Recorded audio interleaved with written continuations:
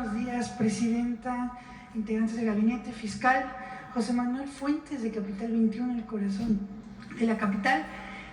Como primer tema, ayer el ministro Juan Luis González Alcántara Carranca dio a conocer un proyecto de resolución sobre la acción de inconstitucionalidad, en donde planea pues modificar de que no se dé la elección de jueces, juezas, magistrados y magistradas.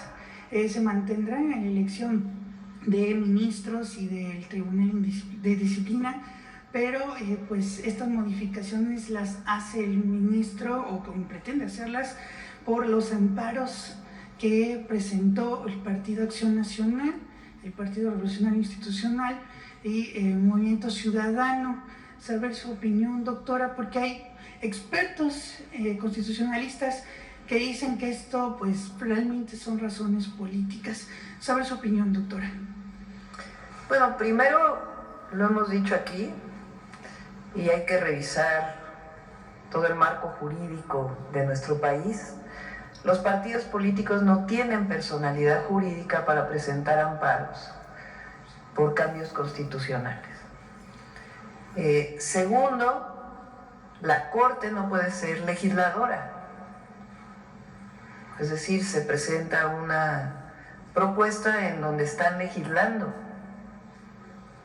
frente a amparos de personas morales que no tienen personalidad jurídica, partidos políticos. Vamos a esperar a la votación de la Corte, a ver cómo votan. No sé cuándo vayan a votar, creo que es la próxima semana o esta semana. Pues vamos a esperar el resultado de la votación, porque los ministros, las ministras de la Corte conocen lo que estoy diciendo. Todos los profesionistas del derecho saben que no es correcta esta propuesta que está presentando este ministro. Entonces vamos a esperar a ver cuál es la votación. Y entonces, también preguntarle sobre este tema. También se ha dado denuncias dentro del Poder Judicial de acoso hacia las mujeres. Preguntarle en qué va a beneficiar esta ley, porque ya es ley judicial, a las mujeres que sufren acoso por parte de jueces, magistrados. Incluso ha estado documentado, doctora. Siempre es condenable cualquier abuso, y particularmente los abusos por razones sexuales a mujeres en el ámbito laboral. Lo que nosotros queremos con todas las modificaciones que hemos presentado, no solo la reforma al Poder Judicial, sino las reformas que ya pasaron por el Senado, la constitucional, faltan todas las de distintas leyes de protección a las mujeres. Evidentemente, nuestro objetivo es proteger a las mujeres y que se erradique esta forma de abuso que no solo no es correcta, sino es condenable. Por otro lado, también preguntarle, ya que usted presentó, Presidenta, el Plan Nacional de Vivienda, ¿en qué va a beneficiar también a los capitalinos? ¿Cómo se hará el trabajo con la jefa de gobierno, Clara Brugada, que ella propuso la creación en su gobierno de la Secretaría de Vivienda? ¿Cómo se va a dar esta cooperación? Y muchas gracias, Presidenta. Sí, si quieren ya hablamos de vivienda cuando venga Edna, y que pueda platicar cuántas viviendas se harían en la Ciudad de México, si les parece. Vamos por acá. Desde ayer estás levantando la mano. Buen día, Presidenta. Manuel Pedrero, de los Reporteros MX. Abonando un poquito con el tema de la Suprema Corte, la exposición de motivos resulta bastante interesante, peculiar. En la síntesis que hace la Suprema Corte como institución, presentan, abro comillas, ¿por qué analizar la constitucionalidad de una reforma inconstitucional? Nuestra Constitución vigente desde 1917 es el producto de un pacto federal que diversos territorios contrajeron como resultado de la Revolución Mexicana. Y aquí entra una parte que llama poderosamente la atención. siendo este un comunicado institucional, y dice: el pueblo de México, no el pueblo electoral, sino que el propio pueblo de México eligió una forma específica de gobierno en nuestra Constitución. Este pacto quedó así plasmado y citan el artículo 40 de la Constitución. Adicionalmente, en la exposición de motivos del ministro Alcántara Carrancá, él mismo reconoce que en 2007 se determinó que una reforma constitucional no podía ser impugnada a través de una acción de inconstitucionalidad, para luego decir: sin embargo, en una nueva reflexión, se considera que, conforme al desarrollo jurisprudencial, este alto tribunal sí puede meterse a calificar las leyes electorales federales. De tal manera que la propia Corte o el propio ministro reconoce que previamente no se puede echar para atrás ya dentro del marco jurídico, pero ahora, de manera pragmática o resultado de alguna voluntad política esporádica y espontánea, ahora sí se quieren meter al tema de la Corte. Agrego, se espera, o está dentro de la expectativa, dentro de los medios de comunicación, que hoy 8 ministros de la Suprema Corte presenten su renuncia. Una renuncia que no va a ser inmediata, sino que vendría hasta el año 2025, y tal cual la casa del pirómano, encienden, incendian y luego se van para dejar todo esto. Específicamente en este punto, doctora, ¿cuál es su postura, cuál es su visión? La Constitución de 1917 se ha reformado en múltiples ocasiones. Y en todo el periodo neoliberal, la reforma a la Constitución fue en contra de la nación y en contra del pueblo de México. Las privatizaciones y muchas otras reformas que nunca cuestionó la Corte. El propio Zedillo modificó para que desapareciera la Corte que existía antes y se constituyera una nueva Corte nombrada por él. Bueno, supuestamente por el Senado, pero en realidad eran propuestas de él. Las y los ministros de la Corte saben que lo que están haciendo es inconstitucional. Ellos lo saben. Son doctores en Derecho.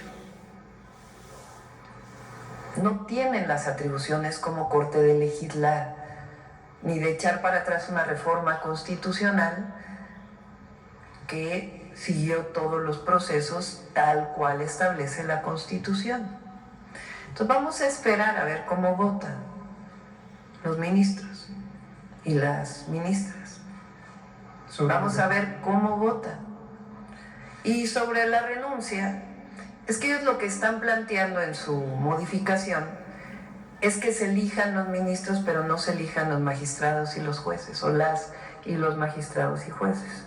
Esa es la propuesta del ministro que está haciendo esta propuesta.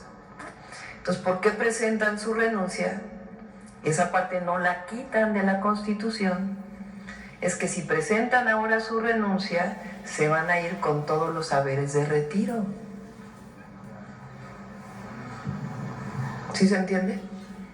Si no presentan ahora su renuncia, entonces ya no tendrían los haberes de retiro. Haberes de retiro es todo lo que se llevan los ministros y ministras cuando se retiran de la Corte, que es un montón de dinero. A ver si luego pueden. Mañana lo presentamos porque hoy no lo traigo, pero es un porcentaje muy importante de lo que ganan cada mes. Entonces, ¿por qué presentan en este momento su renuncia? Porque la propia reforma constitucional dice que si presentan ahora su renuncia, se llevan los haberes de retiro. Entonces, ¿su propuesta cuál es? Que se elijan a los ministros y ministras legislando sobre la reforma constitucional y presentan su renuncia pues para llevarse sus retiros. Ese es el marco en el que se está dando la renuncia de las ministras y los ministros, pero no nos adelantemos.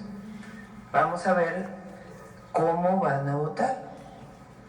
A ver si las y los 8 ministros que se requieren para esta mayoría calificada van a votar sobre algo que ellos saben que no es correcto. Entonces vamos a ver cómo votan. Correcto. En una segunda pregunta, Presidenta, esperando que no pase nada extraordinario el jueves y pues ya no la reforma judicial, sino la ley judicial siga su curso, preguntarle acerca de los diversos perfiles pues que se han ido animando o han visto los primeros requisitos, detalles de la convocatoria, justamente para participar en la elección de jueces, juezas, magistrados, magistradas, ministras, ministros de la Suprema Corte y del Poder Judicial.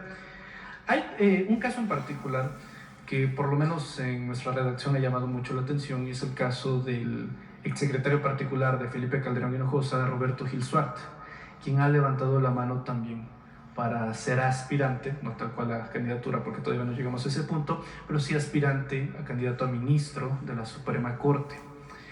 ¿Qué no el propio conservadurismo estaría avalando en sí mismo lo que durante meses se criticó de la propia reforma judicial y la ley judicial, cuando personajes vinculados al panismo también levantan la mano para participar y legitimar la propia elección de jueces, magistrados y ministros?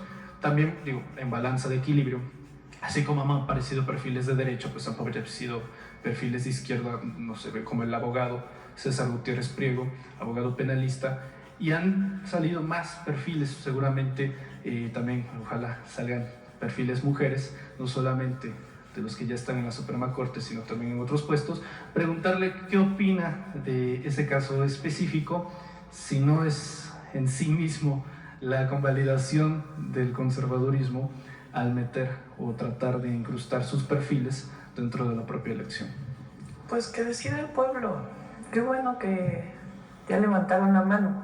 Ahora, el pueblo decidió que también se van a elegir magistradas, magistrados, jueces y juezas, no solamente ministras y ministros de la Corte.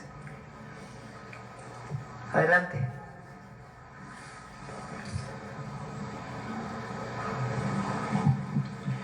Muy buenos días, señora Presidenta. Adriana Santos, de Medios Unidos de Comunicación de Chiapas. Precisamente retomando el tema de la seguridad, hace rato se mencionaba una encuesta del INEGI. En esta encuesta, lamentablemente, Tapachula, Chiapas, se corona como la ciudad más insegura de todo el país, donde 9 de cada 10 habitantes mencionan que sienten inseguridad.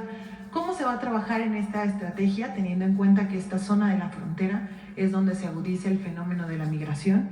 Y bueno, también desde hace ya algún tiempo se conoce la presencia de grupos criminales que justo están disputando esta zona por todo lo que se mueve en la frontera de Chiapas. Sí, son 3 ejes, diría yo. El primero es la atención a las causas. Estamos diseñando con la Secretaría de Gobernación y la Subsecretaría de Prevención de la Secretaría de Seguridad Ciudadana un esquema particular para Chiapas, para poder intervenir desde la perspectiva social. Chiapas es un estado con muchas necesidades y no solo es una estrategia de seguridad con las fuerzas de seguridad, sino también desde la perspectiva social. Entonces estamos trabajando en ello, muy probablemente lo presentemos pronto, pero a partir de noviembre inicia este proceso en el estado de Chiapas.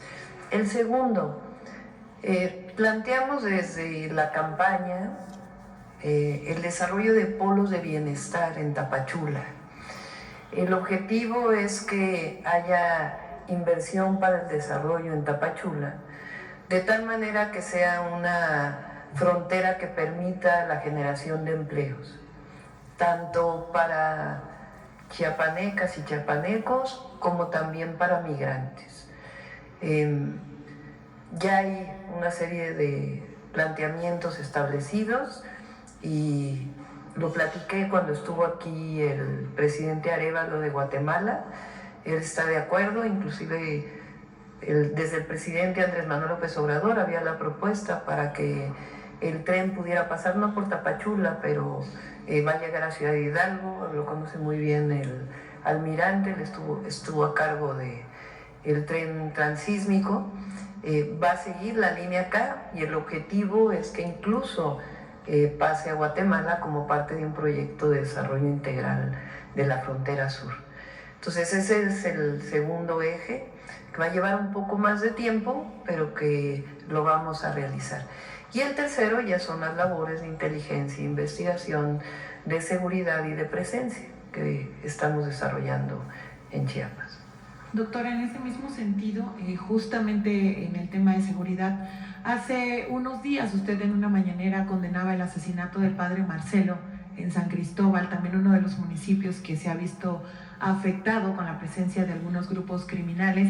Y bueno, también el día 23 de octubre el caso de la menor Liliana, de 12 años, que fue asesinada en la capital chiapaneca, con el que se suman ya 24 feminicidios en lo que va del 2024, 9 de ellos de menores de edad. ¿Qué se está haciendo o bueno, qué se va a implementar en esta estrategia justo para combatir el tema de los feminicidios? Usted recalcó mucho en su campaña, este sexenio es tiempo de mujeres, y es una de las demandas de las tuxtlecas y en general de las chiapanecas también, con este aumento de la violencia que se ha visto en el estado. Sí, el día 3 de octubre presentamos una serie de modificaciones a la Constitución y a distintas leyes, incluido los códigos penales estatales o la orientación desde las leyes generales para que sean modificadas. El feminicidio es un delito del fuero común, no por ello no vamos a atenderlo y no lo condenamos, al contrario, vamos a trabajar con las entidades de la República, con las fiscalías estatales, para avanzar en los dos grandes ejes: la atención a las causas, es decir, que nunca nadie discrimine a una mujer, que se erradique la violencia contra las mujeres a partir de distintos procesos de prevención y de atención a las mujeres en el momento en que están viviendo violencia. Lamentablemente la mayor parte de los feminicidios viene por personas conocidas y muchas veces es la pareja o la expareja, y son parte de círculos de violencia que inician con otras formas de violencia.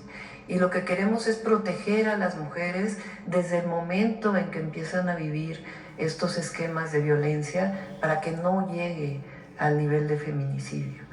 Entonces tiene que ver con la prevención y la cero impunidad. Y eso tiene que ver con que queremos que en todas las fiscalías de los estados haya una fiscalía especializada en feminicidios. Las fiscalías especializadas en feminicidios tienen que prepararse para que puedan atender un feminicidio que nunca más, como fue el caso de Morelos o de otros casos, en el caso de un feminicidio, una fiscalía diga que es un suicidio o que es por otras causas, cuando en realidad la causa es por odio hacia una mujer.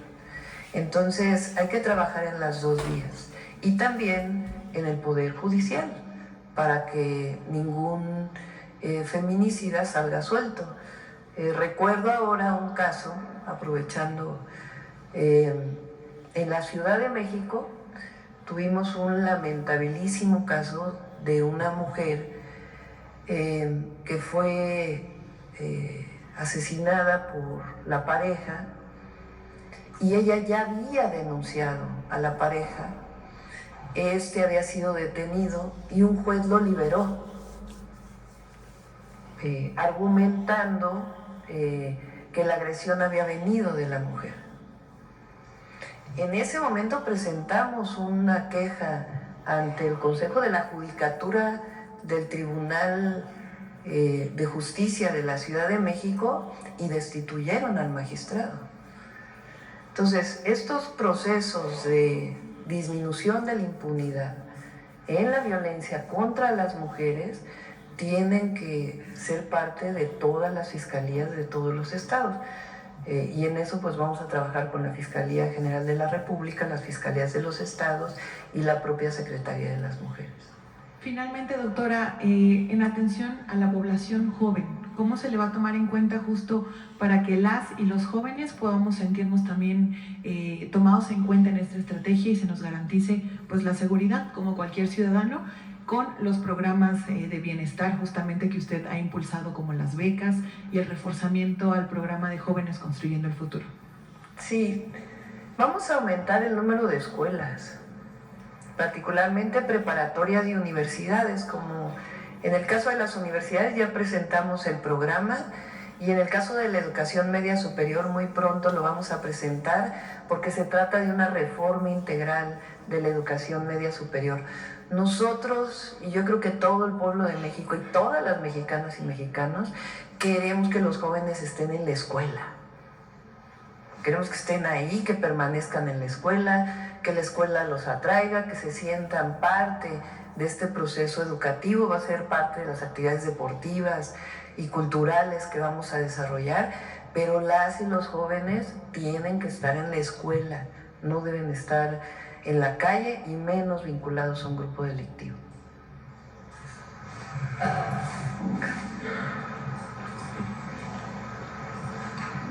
Gracias, presidenta. Buen día, Daniela Escobar, de Proceso. Primero, bueno, aprovechando la presencia del fiscal general de la República, preguntarle sobre pues esta situación de la investigación que llevan a cabo por el caso de Sinaloa. Sabemos que tienen coordinación, de acuerdo a lo que nos han mencionado, con el gobierno de Estados Unidos, precisamente para recibir todos los datos que ellos puedan proporcionar, porque entendemos es directamente el enlace o la comunicación que están teniendo. Primero, saber cómo va esta investigación, todos los datos que han aportado, y también cómo evalúa todo lo que han dado, sobre todo cuando pues el gobierno mexicano ha dicho que no se ha dado toda la información que se requiere, o tal vez sí, y tal vez ustedes tengan esa información. Gracias, para empezar.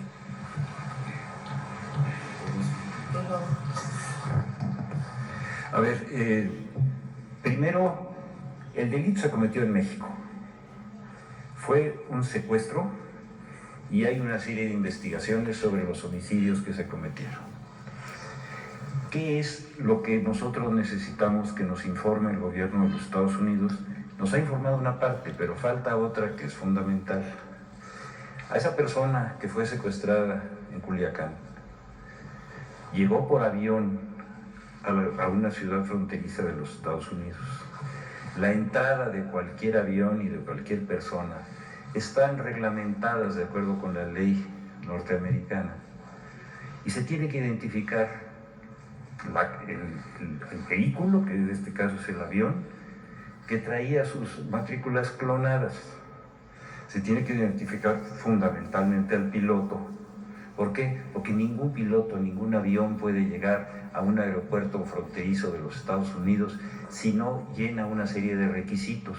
Esos requisitos son obligatorios para todos. Eso es lo que les estamos pidiendo, que nos digan por qué llegó en un avión clonado, porque fue clonado en los Estados Unidos. Segundo, por qué no fue detenido el piloto en esas condiciones, porque no hay un protocolo que nos diga cómo entró.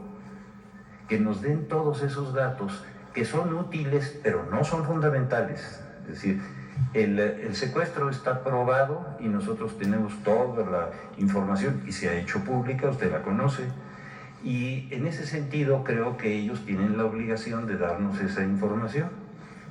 De todas maneras va a ir saliendo. ¿Por qué? Porque las audiencias de las personas se van a ir desahogando. Y ahora sabemos lo que está pasando con el que hizo el secuestro, con su hermano y con las facilidades de orden procesal que están teniendo en los Estados Unidos, que también son públicas y todos los conocemos. Entonces se está armando ese expediente y va avanzando con certeza, pero sobre la base de que nosotros tenemos probados los delitos.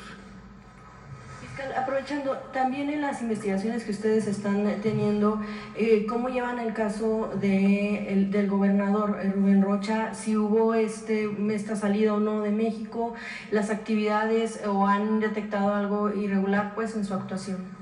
Mire, la Fiscalía tiene que ser muy concreta cuando tiene datos de prueba. Conforme hemos tenido datos de prueba en razón de los funcionarios de la Fiscalía Estatal que estaban interviniendo en una acción que se llevó a cabo en una gasolinera, usted se acuerda de eso, que evidentemente está demostrado, se hizo público. Nosotros no vamos a hacer imputaciones mientras no tengamos las pruebas suficientes.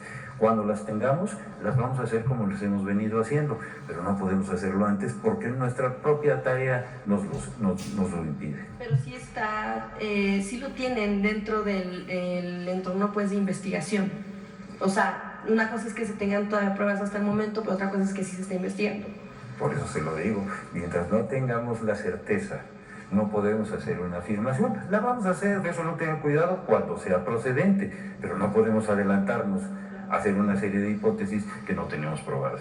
Finalmente, ¿qué le responde Estados Unidos? Ustedes ya han sido muy concretos en lo que hace falta, ahora mismo lo está haciendo, me imagino que en otros momentos por supuesto que lo han manifestado directamente. ¿Qué responde Estados Unidos? ¿Por qué no da esa información desde hace ya cuántas semanas? No nos dicen.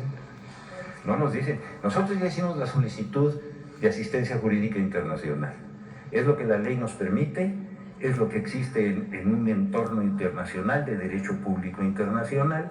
Hemos hecho esa solicitud y nos han contestado algunas cosas, pero esas a las que usted se refiere y a las que hemos platicado en este momento, no nos las contestan. Hay que seguir insistiendo. Y van a salir, de eso no tiene remedio, tienen que salir. Gracias, fiscal. Presidenta, también, muchas gracias, fiscal. Presidenta, también en torno a este tema de seguridad, un poco también algunas preguntas que se pudieran tener al general respecto sobre todo de cuestiones de derechos humanos. Se han manejado en varios momentos, sí en el marco de lo que ha sucedido en Sinaloa, pero también en otros estados, la actuación de elementos militares, pero también de marinos en torno a cómo se dan las respuestas oficiales respecto de ciertos homicidios que se han dado, cuando el ejército lo que dice es que han tenido, con los comunicados oficiales, es que ellos repelen o que las ejecuciones se dan porque primero fueron atacados.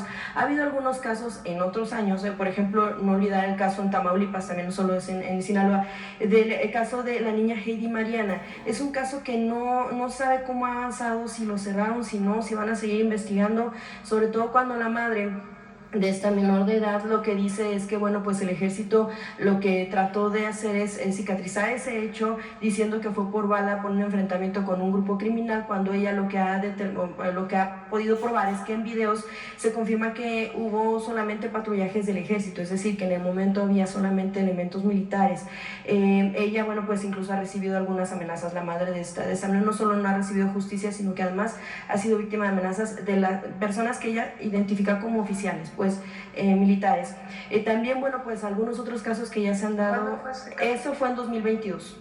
Eso fue ya en otros años. En este mismo, ya empezando pues el sexenio, cuando usted llega a la presidencia, se dan otros casos de los cuales pues quienes están armando son elementos en el momento, vaya, no la jerarquía, pero sí por lo menos los elementos que están en el lugar, que insisten en que ellos son primero agredidos. Sin embargo, muchos de esos casos no son esclarecidos. Supimos de uno, apenas de este hombre que también estuvo a punto de ser asesinado, pero supimos porque hubo videos. De cuántos casos más no se sabrá, porque no ha habido este tipo de evidencias en las que, incluso en este último video se escucha cuando dicen mátalo, pero en otros casos no tenemos ese tipo de pruebas, pero los familiares pues justo lo que hacen es reclamar ese tipo de justicia para evitar que se sigan dando, sobre todo cuando tenemos elementos militares que dan su versión y que es la que se da por cierta. Sí. ¿Quiere explicar cuando pasa un caso así, cómo se da vista a su propia área y a la fiscalía? Miren, cuando sucede un evento de esas características, ¿qué es lo que se hace? Bueno, de inmediato se proporciona la información que en el momento se tiene. Esa es la información oficial que da la Secretaría de la Defensa Nacional. Es una información preliminar que se tiene en ese momento. Y también de inmediato se da vista a las fiscalías general de la República, en su caso, a las de los estados, y por parte de los delitos del orden militar. Se investigan también por parte de la Fiscalía General de Justicia Militar, pero definitivamente no hay impunidad, y el avance de las investigaciones no nos corresponde a nosotros darlas porque son autónomas las fiscalías, incluyendo la militar, y en ese sentido ellos en su momento pues informarán los avances. Caso similar a lo que acaba de decir el señor fiscal, y ese es el punto. Ahora, sistemáticamente no se violan los derechos humanos, porque también hay muchas ocasiones en donde hay heridos en los que el mismo personal militar les proporciona los primeros auxilios, o inclusive los evacúan a las instalaciones hospitalarias más cercanas que haya. También los detenidos de inmediato se ponen a disposición de los ministerios públicos y así es como actuamos. Pero les repito, sistemáticamente no hay una instrucción para que se actúe de manera que esté fuera de la ley. La instrucción que hemos recibido nosotros, y además lo tenemos que hacer por ley, es que actuemos conforme a derecho, apegados al uso nacional, al uso racional de la fuerza y, por supuesto, en especial, las instrucciones que he recibido de la señora Presidenta de la República es que no haya impunidad. Eso es lo que tenemos. Y también, por supuesto, tenemos la obligación de nosotros estar muy pendientes de nuestro personal, proporcionarle todos los medios, los recursos, pues para que puedan actuar. Su capacitación, su adiestramiento va encaminado también al respeto a los derechos humanos en nuestros planteles de formación militar, en nuestros planteles de capacitación, en nuestros centros de adiestramiento. Siempre se incluyen aspectos relacionados con la protección a los derechos humanos. Y en ese sentido, cuando se observa un video en el que del que se da cuenta, porque pues tal vez nos hubiéramos podido quedar con la versión de que la persona era un criminal peligroso, cuando bueno, todavía no se sabe, por supuesto también se tendría que investigar la persona que se persigue, pero si no hubiéramos tenido conocimiento mediante un video en el que se escucha un mátalo, ¿qué se estaría pensando? Sobre todo usted, ¿qué opina en torno a este tipo de...? Lo que yo opino es que en ese momento ya tenía conocimiento las fiscalías, los encargados de llevar a cabo la investigación, el mismo juez, esos son los que determinarán si va a haber alguna responsabilidad personal militar. Pero sí, ellos ya lo sabían.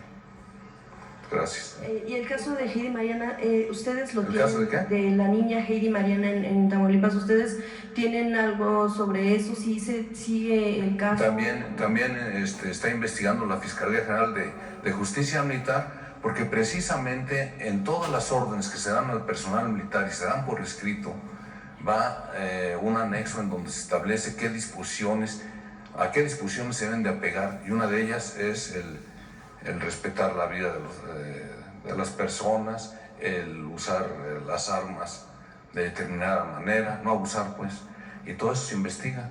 Y entonces, hablando de ese caso específico, ya caería en el ámbito de la desobediencia, que es un delito de orden militar. Y además, la Secretaría de Defensa Nacional, el Ejército, la Fuerza Aérea, la Guardia Nacional, también proporcionan todo lo que requieren las autoridades, con total transparencia.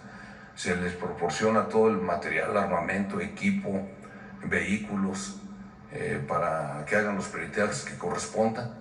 Y de igual manera, pues también se pone a la disposición de ellos, al personal que participó, no nada más a los involucrados, a los que ellos requieran. Eso. Yo quisiera agregar en esto algo que creo que es muy importante, sobre todo para la información general. No hay un solo caso, de un enfrentamiento entre militares y civiles con bajas por parte de ambas partes, que no se haya iniciado una carpeta de inmediato, independientemente de la investigación que el Ejército tiene obligación de hacer por los delitos militares, por los delitos del orden civil.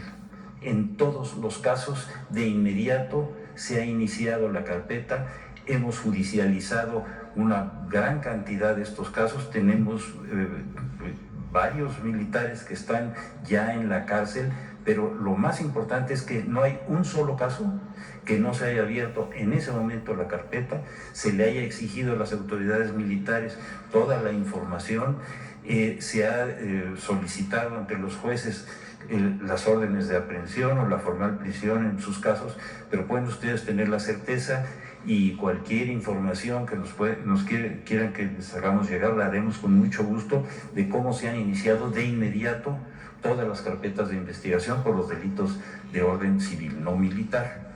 Ellos tienen la obligación de carácter militar, pero eso sí creo que es importante que lo digamos. Muchas gracias.